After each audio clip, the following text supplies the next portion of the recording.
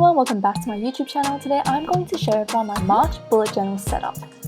As always, on the first page I like to do a month at a glance, so a calendar and just to see how many days there are and where I am overall. I just think it's a really nice way to organize myself and get a grip on how long the month is. And on the side next to that is my title page. As always, it is aligning to my tarot card theme, and this month I decided to draw a crown because I'm going back to uni and I just need to remind myself that I am a true queen. Narcissistic or not, it really helps my self-esteem. First, I used a pencil to sketch a rough guideline of the design I want on my title page, and then took a felt tip liner to outline everything and make it more bold and stand out. I then used some watercolor to just give a quick wash of color in the background so it's not blank and white. I do like that orange and yellow tint to it. It makes it look more antique and vintage. And then later on I used some textures, so connector pens to fill in the gaps and some highlighters to make the color stand out more and give it that cartoon vibe. I also used a green highlighter to highlight each day of the week on the adjacent page for my month at a glance, and I'm going to make green the main color and theme for this month because I really thought I needed some refreshing colors in my life, and that is the overall color that is going to define this month. You can also see that instead of roses this month I actually drew some lilies. As I said, I want to use different flowers to symbolize each season, and I think lilies are just great to represent autumn.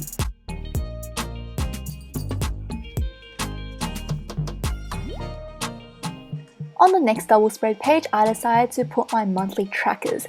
Why I did this one is I'm experimenting with a new setup because I think it's really nice just to try out everything and see which one works for me the most. So on the first page, I decided to put all my trackers, such as my habit tracker, my mood tracker, etc. And the mood tracker for this month is also quite different because they're just leaves and it almost looks like it's a border for this month, but it's actually functional. And I have little calendar dates for each different tracker, and I'm just going to cross it out for each day. Let's see how this one goes. I feel like it's quite organized, and also I have a reflection space at the end so I can go back and think, did I do well for that month? For the next page, I decided to dedicate a whole page to my gratitude log, which I think is probably the most important thing because it really channels and manifests positive energy into your life. So I think it's really important just to write down one good thing that has happened to you each day. As I mentioned earlier, I am in uni right now, so for the next couple of pages, I will be setting up my diary dates and my to-do list for each day. I found this so helpful throughout last year and this year, and I'm going to keep on doing it. However, I'm still experimenting with a format that I really enjoy, so I'm still trying to keep 1 week on each page because that really saves space. But we'll see how it goes. Last time it seemed a little bit squashed, so I'm experimenting with this long row format. Hopefully it works out. You can see I also have a section called weekly to do. These things are pretty self-explanatory, just something I need to do each week, whether it's watering my houseplants, cleaning my desk, my bathroom, etc.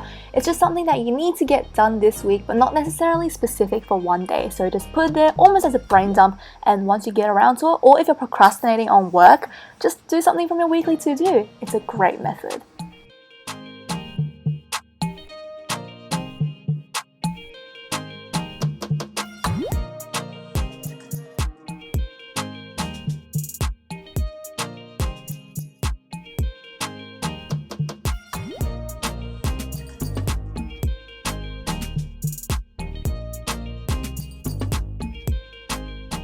Finally, on the last page, I only have half a week before March ends, so I decided to do a monthly goal since I don't have that many goals, and last time one page was a bit too excessive.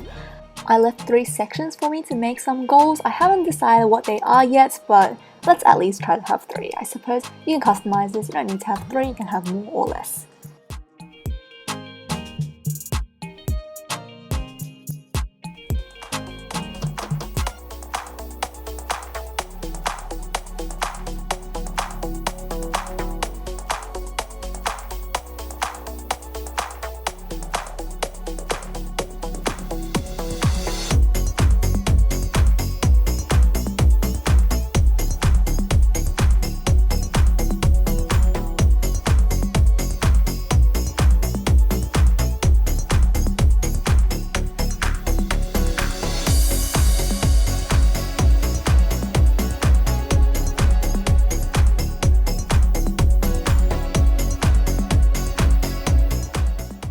anyway guys, that's about it for my March bullet journal setup. Pretty nice and simple with some stable pages and just again playing with the formats. And I hope you guys really found something useful you can take away from this video, because I just had so much fun making these spreads and I think it was a great time to be excited for the month ahead.